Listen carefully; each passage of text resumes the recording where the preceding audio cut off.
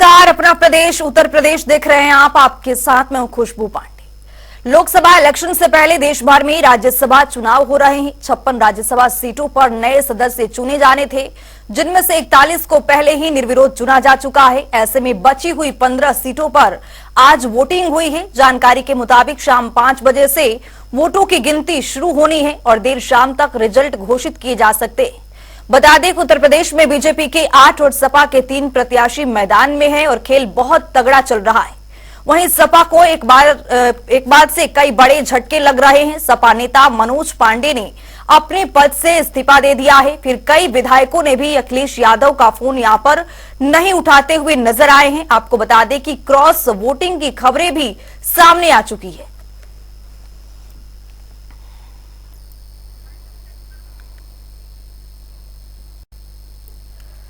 तो आपको बता दें कि यहां पर 10 सीटों के लिए कुल 11 उम्मीदवार हैं। बीजेपी और समाजवादी पार्टी में दिलचस्प मुकाबला यहां पर चल रहा है। बीजेपी से 8 और सपा से 3 प्रत्याशी राज्यसभा चुनाव के लिए मैदान में हैं। सपा के पास प्रथम वरीयता के 34 विधायकों के वोट हैं, तो वहीं बीजेपी के पास प्रथम वरीयता के 29 विधायकों की वोट है। सपा की ओर से क्रॉस वोटिंग की प्रबल संभावनाएं हैं।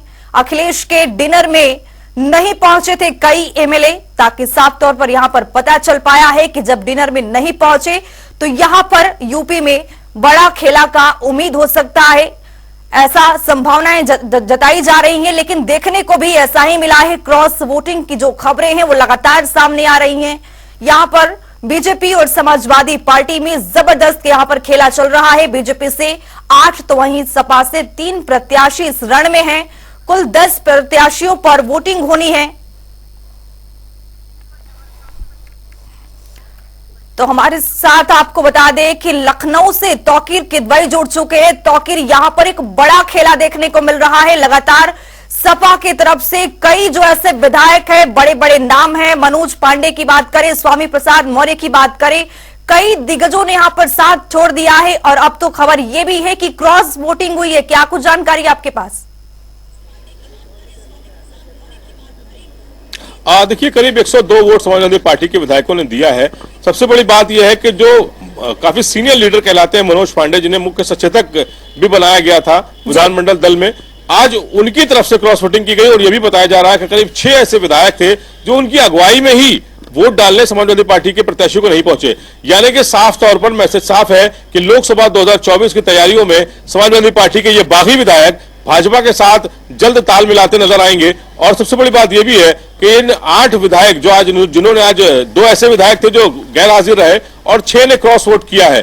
ये तस्वीर साफ हो जाएगी अभी 1 घंटे के अंदर। और यह भी माना जा रहा है कि इन 6 में 4 का लोकसभा टिकट भी तय है, जिसमें परशुराम मौर्य है जो बदायूं से चुनाव मैदान में नजर आ सकते हैं भाजपा के प्रत्याशी के तौर पर, क्योंकि अभी वहां से स्वामी प्रसाद मौर्य की बेटी जो है वो वहां पर सांसद है और ये तय है कि उनका टिकट अभी भाजपा दोबारा नहीं करेगी। ऐसे में परशुराम जो मौर्य है वो अपनी जमीन तलाश रहे हैं बदायूं में। कहीं ना कहीं क्रॉस वोटिंग की जो डील है वो साफ नजर आ रही है कि इसके बाद उनको वहां पर प्रत्याशी बनाया जाएगा। इसके अलावा मनोज पांडे जो रायबरेली के जो विधायक हैं, उनको भी इसीलिए क्योंकि समाजवादी पार्टी और कांग्रेस में गठबंधन हो चुका है, ऐसे में तस्वीर साफ है कि रायबरेली और अमेठी की सीटें कांग्रेस की झोली में जा चुकी हैं। अब उन्हें अपना भविष्य गर्दिश में दिख रहा था, क्योंकि वो संसदीय का चुनाव नहीं लड़ सकते थे, क्योंकि वो सीट कांग्रेस के पाले में थी। अब ऐसे में उन्होंने भी भाजपा का दामन थामने की संकेत दे दिए हैं कि वो कांग्रेस के उम्मीदवार के तौर कांग्रेस के सामने भाजपा के उम्मीदवार के तौर पर मैदान में नजर आ सकते हैं। यानी कि जो समीकरण है लोकसभा 2024 के, वो इस राज्यसभा चुनाव से नजर आने लगे हैं। जो क्रॉस वोटिंग हुई है उसके नतीजे लोकसभा 2024 में भी नजर आएंगे। अभी फिलहाल अखिलेश यादव के सामने एक बड़ी चुनौती है अपने उन विधायकों को बचाने की। यानी कि भारतीय जनता पार्टी ने जिस तरह से राज्यसभा के चुनाव में तोड़फोड़ की है, ऐसे में आने वाले समय में भी खेमेबंदी और सेंधमारी का दौर जारी रहेगा। तौकीर, सबसे बड़ी बात यह कि यहां पर जो पल्लवी पटेल हैं वो अपना पल्ला झाड़ते हुए उन्होंने सबसे पहले ही बता दिया था कि राज्यसभा चुनाव में वोटिंग नहीं करेंगी, और आज ऐसा ही देखने को मिला है। उन्होंने बीजेपी को वोट किया है। आप बताइए कि किस तरह से, जिस तरह से क्रॉस वोटिंग देखी जा रही है और यहां पर बड़े बड़े दिग्गज छोड़ के पार्टी को जा रहे हैं, ऐसे में सपा को कितना बड़ा झटका है आगामी लोकसभा चुनाव को देखते हुए? देखिए, पहले तो तस्वीर साफ कर दूं कि पल्लवी पटेल ने अपने बयान में साफ कर दिया कि उन्होंने समाजवादी पार्टी के ही प्रत्याशी को वोट किया है। पल्लवी पटेल के बारे में जो सूचनाएं चल रही है वो पूरी तरह से भ्रामक है। पल्लवी पटेल ने खुद साफ किया है कि वो पीडीए के साथ है, यानी अखिलेश यादव के साथ है, और उन्होंने ये भी कहा है कि अखिलेश यादव के साथ उनके ऐसे रिश्ते हैं कि वो झगड़ भी सकती है, अपनी बात मनवाने के लिए वो उनके ऊपर दबाव भी बना सकती है, वो उनके ऐसे रिश्ते हैं। फिलहाल उन्होंने साफ किया है कि उन्होंने रामजी लाल सुमन है समाजवादी पार्टी के प्रत्याशी, उन्हें वोट किया है। और दूसरी बात, जो आपने समीकरण की बात की, हमारे साथ हमारे स्टेट हेड अनिल के अंकुर जुड़ गए हैं, हम उनसे पूछ लेते हैं कि जिस तरह से आज सहयोगी दल समाजवादी पार्टी को छोड़कर गए, एक पहले जयंत चौधरी गए, समाजवादी पार्टी के बड़े महासचिव थे स्वामी प्रसाद मौर्य, उन्होंने भी पार्टी छोड़ी, तो ये जो नया समीकरण दिख रहा है, क्या भारतीय जनता पार्टी अब 80 लोकसभा का जो दावा कर रही है, क्या उसमें पूरी तरह सफल होते दिख रहे हो? देखिए, तो सबसे बड़ी बात यह है कि ये जो चुनाव है, राज्यसभा का चुनाव, ये निश्चित रूप से लोकसभा चुनाव का रिहर्सल है, उसकी तैयारी है, वार्म अप पोजीशन है। हम लोग जितने भी पॉलिटिकल पार्टीज हैं या वार्मिंग पोजीशन पे आ चुके हैं, किसी न किसी रूप से समीकरण, जाति समीकरण से लेकर के पॉलिटिकल समीकरण क्या कैसा हो सकते हैं, एक दूसरे के अपने आने वाले भविष्य को लेकर के हर चीज साधी जा रही है कि हम किसी तरीके से भी लोकसभा के चुनाव में चूक न होने पाए। चाहे बात करें मनोज पांडे की, मनोज पांडे लगातार समाजवादी पार्टी के साथ लंबे समय से थे, लेकिन उन्होंने देखा कि कहीं ना कहीं अब हमें कोई गलती हो सकती है, या कोई वहां पे जो चुनावी समीकरण बन रहे थे उनके पक्ष में नहीं जा रहे थे। यही कारण है कि एंड टाइम पे जो कि सबसे ज्यादा अखिलेश यादव के वो थे, समर्थक थे, उनके बहुत नजदीकी माने जाते थे, और इसी उनका इतना ओहदा था इतना बड़ा कि विधानसभा में मुख्य सचेतक के रूप में थे। लेकिन लोकसभा चुनाव को देखते हुए एंड टाइम पे उन्होंने ये राज्यसभा चुनाव में डाल दिया और उन्हें पाला बदल दिया। ऐसा कहा जा रहा है कि वो निश्चित रूप से आगे वाले चुनाव में लोकसभा का चुनाव भारतीय जनता पार्टी की सीट से लगे। ऐसे तमाम समीकरण हैं जो हम ये कह सकते हैं कि ये जो चुनाव है, अब इसके ठीक बाद विधान परिषद चुनाव है। विधान परिषद चुनाव में भी फिर ऐसे ही पूरी कवायद होगी, एक आधे लंबे कैंडिडेट एक्स्ट्रा खड़े होंगे। मैंने कहा, कहने का मतलब है ये क्रॉस वोटिंग का सिलसिला अभी राज्यसभा के बाद अब एमएलसी के चुनाव में भी नजर आने निश्चित रूप से। देखिए जो एमएलसी है या राज्यसभा का चुनाव है, इसमें हाउस ट्रेडिंग बड़े लंबे समय से चली आ रही है। यह आज का खेल नहीं, बहुत लंबे समय से हाउस ट्रेडिंग होती है, और आज हम इस बात से नकार नहीं सकते हैं कि बड़े स्तर पर हाउस ट्रेडिंग की गई है। हाउस ट्रेडिंग में अब कैसे क्या होता है, जैसे अभी आपने अभी ओम प्रकाश राजभर का बयान देखा होगा कि ओम प्रकाश राजभर के बयान ने कह दिया कि हम तो मतलब हल्का फुल्का नहीं खाते हैं, बहुत लंबा चौड़ा खाते हैं, मतलब शेर है, शेर की तरह मजबूत खाते हैं। तो उनका खाने का मतलब क्या था, इन्वर्टेड कामाज में है। तो आप देख सकते हैं कि हॉर्स ट्रेडिंग तो है ही, लेकिन इसके साथ ही साथ संजय सेठ प्रत्याशी थे, सेठ उनके नाम के आगे जुड़ा हुआ है, करोड़ों के मालिक हैं, बहुत बड़े बड़े अपार्टमेंट उन्होंने लखनऊ के अंदर बनाए, और वही प्रत्याशी है भाजपा के। और खास बात यह भी है कि समाजवादी पार्टी को छोड़ के ही वो भाजपा में गए थे। देखिए, ये वही मैंने कहा कि ये मतलब पूंजीपत होने के नाते ये निश्चित रूप से जो हाउस ट्रेडिंग वाली बात कही जा रही है वो कहीं ना कहीं सत्यापित होती है, क्योंकि पैसा खर्च करने का मादा किसी कर्मचारी के हाथ में नहीं होगा या आम नेता के बीच में नहीं होगा। तो ऐसी स्थिति में ये हम कह सकते हैं कि ये निश्चित रूप से हाउस ट्रेडिंग में बहुत लाभान्वित होगा। हमारे एक सहयोगी, तो सुना आपने, ये स्टेट हेड हमारे अनिल के अंकुर ये बता रहे थे कि जो सिलसिले हैं जो फिलहाल वो एमएलसी चुनाव में भी देखने को मिलेंगे। तो आखिर आपको यहां पर मैं रोकना चाहूंगी, हमारे साथ बीजेपी के विधायक सुरेंद्र मैथानी जी जुड़ चुके हैं। सुरेंद्र मैथानी जी, जनता टीवी पर आपका बहुत स्वागत है सर। धन्यवाद खुशबू जी, बहुत बहुत धन्यवाद। सुरेंद्र मैथानी जी, आज तो खुशी की लहर होगी क्योंकि यहाँ पर जो 8 प्रत्याशी आप मैदान में उतारे थे, उन प्रत्याशियों पर यहाँ पर लगता है मुहर लग सकती है। नहीं, देखिए खुशबू जी, ये जो हमारे 8 प्रत्याशी थे, हम लोगों ने बहुत सोच समझ के ही 8 उतारे थे, और 8 हमारे विजयी हो रहे हैं। इसमें कुछ भी अप्रत्याशित नहीं था, बल्कि उससे ज्यादा वोट हमको लोग दे रहे हैं। हम उनका स्वागत करते हैं, जो लोग अपने मन से भी और अंतरात्मा की आवाज से हमको वोट कर रहे हैं, उनका बहुत बहुत स्वागत है। सुरेंद्र मैथानी जी, यहाँ पर लगातार विपक्ष ये कह रहा है, सपा की ओर से ये कहा जा रहा है कि यहाँ पर फूट डालो, शासन करने वाली राज की बात है। बीजेपी लगातार ऐसा ही कर रही है। सपा के कई बड़े प्रमुख नेता यहाँ पर छोड़ करके बीजेपी के दामन को थाम रहे हैं, और आज ऐसा ही कुछ देखने को मिला है। क्रॉस वोटिंग भी हुई है जमकर, क्या कहेंगे आप? देखिए खुशबू जी, ये अपनी पार्टी को रोक नहीं पा रहे हैं। अपनी पार्टी के लिए करने के लिए इनके पास कुछ है नहीं।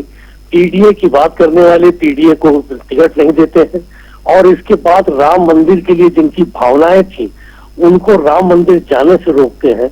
यानी उनके घर वाले, उनके क्षेत्र वाले भी उन जनप्रतिनिधियों को दिखाने लगते हैं कि आप किस दल में हो, जहां से राम मंदिर को भी दर्शन के लिए रोका जा रहा है। ये सब तमाम ऐसे कारण, और जब बड़ा कारण बनता है कि उस दल में केवल अपने परिवार की ही उन्नति की बात की जाती है, परिवार के डेवलपमेंट की बात की जाती है, तो ऐसे में उनकी आशाएं भी खत्म हो जाती हैं।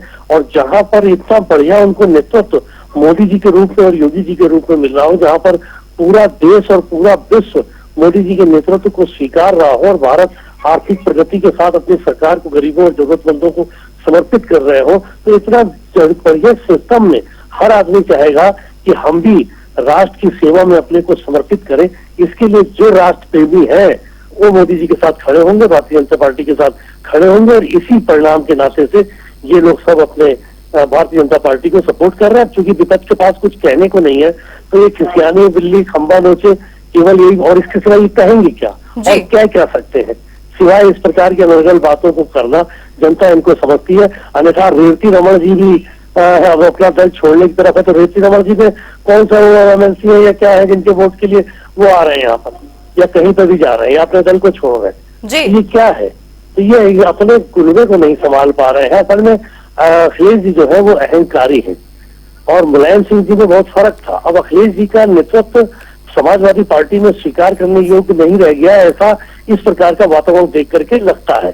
जिस प्रकार से राहुल गांधी को कांग्रेस में नहीं स्वीकारा जा रहा है, उसी प्रकार अखिलेश जी को समाजवादी पार्टी में नहीं स्वीकारा जा रहा है, क्योंकि अब अहंकार की कोई जगह नहीं है, और अहंकार से पार्टियां और राजनीति नहीं चला करती है। इसलिए लोग वहां से भागने का क्रम बनाए हैं। और आप देख लीजिएगा आने वाले 2024 के चुनाव में, जब मोदी जी को प्रचंड बहुमत के साथ मतलब अधिक सीटों की अधिकतर रिकॉर्ड 400 के ऊपर जीत करके दोबारा इस देश का जब प्रधानमंत्री तिवारा बनाने जा रहे हैं इस देश की जनता, तो ये जो छोटा मोटा बच्चा भी है, ये भी कुनबा इनका समाप्त हो जाएगा।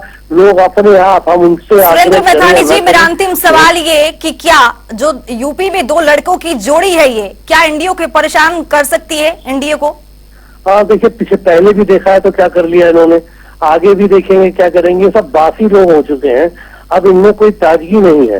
पहले भी यही रहा, और इनकी वोट बैंक भी जो है केवल तुष्टीकरण के आधार पर एक ही लड़ाई है। आप देखिएगा हारने के बाद किस तरह एक दूसरे को फिर ये लोग गाली बकेंगे। सुरेंद्र मैथानी जी, यहाँ पर समय की बेहद कमी है सर, माफी चाहूंगी आपसे। सुरेंद्र मैथानी जी, जनता टीवी पर जुड़ने के लिए बहुत शुक्रिया सर।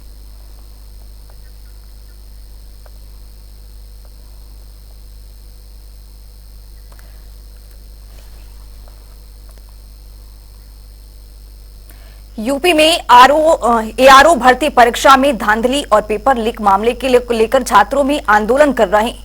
बता दें कि संगम नगरी प्रयागराज में आज भी बड़ी संख्या में छात्रों को यूपी लोक सेवा आयोग के दफ्तर जा रहे थे, लेकिन पुलिस ने बैरिकेडिंग कर रखे थे। इस दौरान प्रदर्शन कर रहे छात्रों और पुलिस की तीखी झड़प हुई है। छात्रों की लगातार एक ही मांग है कि पेपर को रद्द किया जाए और दोबारा कराया जाए। आज में लोकसभा चुनाव से पहले पीएम मोदी आ रहे हैं और संगम क्षेत्र के परेड ग्राउंड में उनकी सभा होगी, जिसको लेकर तैयारी शुरू कर दी गई है। पिछले 4 दिनों से ये तैयारी चल रही है, जहां पर पीएम मोदी और सीएम योगी आएंगे और यहां पर पीएम मोदी करोड़ों की सौगात प्रयागराज को देंगे और यहीं से वो सिंगवेरपुर की मूर्ति का वर्चुअल अनावरण भी करेंगे। हम देख सकते हैं, आपको हम दिखा रहे हैं परेड ग्राउंड में किस तरह से यहाँ पर काम चल रहा है और 2 तारीख को यहाँ पर प्रधानमंत्री की सभा होनी है। उससे पहले ये पूरी तैयारी कर लीजिए। हमारे साथ यहाँ पे कुछ काम करने वाले, बताइए कौन आ रहा है, किसके लिए पूरी आप लोग तैयारी कर रहे हैं? उन्हें बताओ, मुझे नहीं पता। मोदी योगी जी। मोदी योगी जी आ रहे हैं? हाँ जी। तो कै तारीख को आएंगे? 2 तारीख में। तो कितने दिनों से आप लोग यहाँ पे काम कर रहे हैं? 5 चौथा दिन है। चौथा दिन है। तो ये कितने कैसी तैयारी कब तक हो जाएगी? वो हो जाएगी पहले तक। तो आप लोग कहाँ से आए हैं? मुजफ्फरनगर। देखिए, मुजफ्फरनगर से कारीगर मजदूर सब आए हैं, लेबर, और यहाँ पर पूरा काम करा जा रहा है। टेंट बनाया जा रहा है जहाँ पर पीएम मोदी और सीएम योगी की सभा होनी, जिसको लेकर ये पंडाल पूरे तय करे जा रहे हैं। वाटर प्रूफ ये टेंट होंगे जहां पर ये सभा होनी है और आप देख सकते हैं करोड़ों की परियोजनाओं का शिलान्यास और लोकार्पण और प्रयागराज को सौगात देंगे। और जिस तरह से तेजी से ये तैयारी चल रही है, ऐसे में यहाँ पर कुछ ही दूर पर हेलीपैड भी बनवाया जा रहा है, जिसपे पीएम मोदी का और सीएम योगी का हेलीकॉप्टर उतरेगा, जिसके बाद वे यहाँ पर आएंगे और यहाँ पर करोड़ों की सौगात देंगे। संगम की रेती पर जल्द ही एक भव्य नजारा होगा जहां पर पीएम और सीएम और कई मंत्री भी मौजूद रहेंगे। जनता टीवी के लिए सैयद मोहम्मद आमिर, प्रयागराज। इस बुलेटिन में मेरे साथ इतना ही। नमस्कार।